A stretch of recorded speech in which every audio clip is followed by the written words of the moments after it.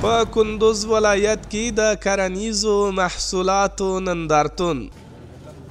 دغه نندارتون چې د مفید ګروپ شرکت لخوا په لاره اچول شوی و، بیلابیل کرنیز توکي پکې نندارې ته ایښودل شوي دي.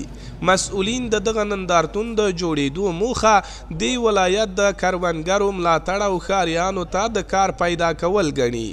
موږ چې کوم خدمات ورکو په دغه خدمات یې موږ سره راټولونه کړي. انشاءالله نور ځای کې مارکیټ ښه دی، ښه مارکیټ لري، د پختې ښه مارکیټ دی.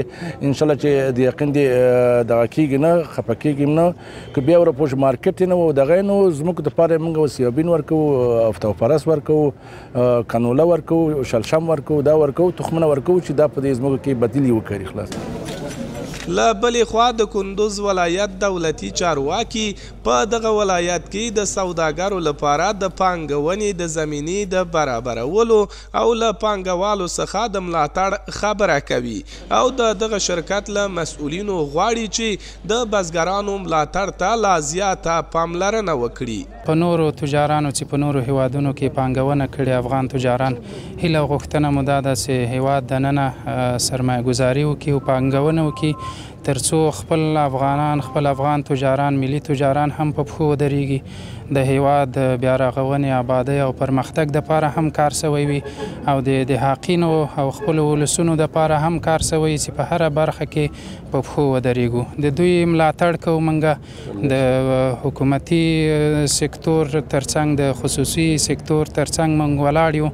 موږ خپله د حاقینو ته او بزګرو ته یو څو خوشخبري ورکوو. یو دا داسې موږ به سړکونه د زون په سطحه، د شمال زون په سطحه په قندوز کې افتتاح کړو ان قریب نږدې ورځو کې، او بل موږ په تعداد د 15 میلیونه ډالر امریکایي هغه د اوبو په بخش کې سرمایه ګذاري کوو. نو دلته به د هغو د اوبو مشکلات څه کال موږ ورسره لاس وګرېوانو، آینده کې به دا مشکل انشاءالله حل کېږي. د کندوز ولایت کروندګر د دغه شرکت له فعالیت څخه خوښ برېښي.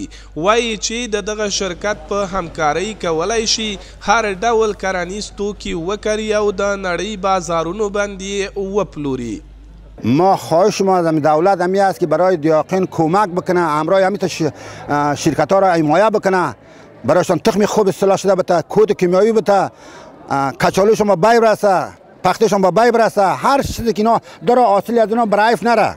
بیرونی بازار باید موږ ته پیدا شي. موږ په روز کال هغه ښه قیمت کله چې تولید زیات شي بیا هلته بازار یابي کمه شي، موږ نرخ راټیټ شي، نرخ راټیټ شي بیرته دهقان متضرر شي. دا نندارتون په داسې حال کې جوړ شوی چې دغه ولایت کروندګرو په وار د خپلو کرنیزو محصولاتو لپاره د مناسب بازار له نشتوالي ګیله لري.